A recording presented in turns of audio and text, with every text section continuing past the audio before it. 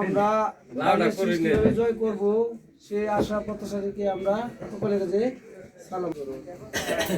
আসলে কথা হলো রাজনীতি এমন একটা জিনিস, এটা নিজের মন ত্যাগ করতে হয়। আমরা যে নেতা তারেক রহমান আদর্শ নেতা, উনি যে ব্যবহার দেখলেই মানুষ অবাক হয়ে যায়। যাতে আমরা আগামী 12ই ফেব্রুয়ারি নির্বাচন, সেই বিষয়ে শফিকুল ইসলাম আকাশ যে একটা উদ্যোগ নিয়েছে, তাকে আমি ধন্যবাদ জানাই। আমরা যেন এভাবে সবাই একত্রিত হই আগামী সংসদ নির্বাচন যেন সুষ্ঠুভাবে করতে পারি। নির্বাচন পরিচালনা করতে হলে আমাদের মানুষের দ্বারে দ্বারে যেতে হবে।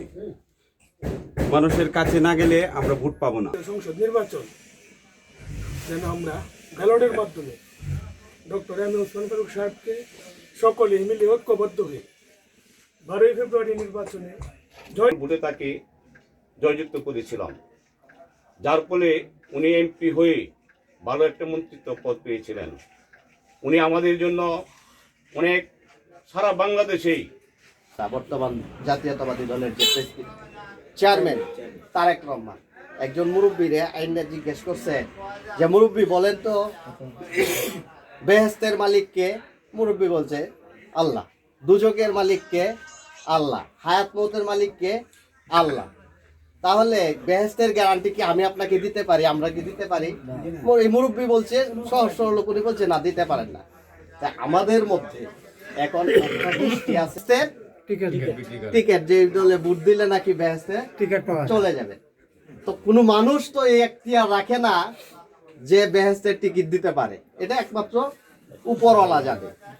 ওনারা যে দাঁড়ে দাঁড়ে ঘুরে ঘুরে যায় বেহেশতের কথা বলতেছে, দুজকের কথা বলতেছে, বইলে বইলে কিন্তু ভোট কালেকশন করতেছে। এবং আমরা যেভাবেই বলি তারা কিন্তু অনেক আগায় গেছে। এই যে তারেক রহমান সহ কিন্তু বলে যে গুপ্ত একটা সংগঠন, একটা হয়েছে একটা ফ্যামিলি কার্ড দিবে। এই ফ্যামিলি কার্ড যে ফ্যামিলি আছে এই ফ্যামিলির একজন মহিলাকে দেওয়া হবে। তারেক রহমান কাছে স্ট্যাটিস্টিক্স অনুযায়ী একটা ডাটা আছে যে সারা বাংলাদেশে এখন পরিবার আছে প্রায় 4 কোটির মতো। ধাপে ধাপে উনি ফ্যামিলি কার্ড দেবে। ফ্যামিলি কার্ড দিলে কি হবে, মিনিমাম 2000 টাকা দেওয়া হবে একটা ফ্যামিলির মাসে, প্রতি মাসে কমপক্ষে 2000 টাকার একটা ফেসিলিটিস দিলে যারা গরিব মানুষ আছে একটু সুবিধা হবে না? বাচ্চারা যখন স্কুলে পাঠাইবো, পড়াশোনা করাইবো।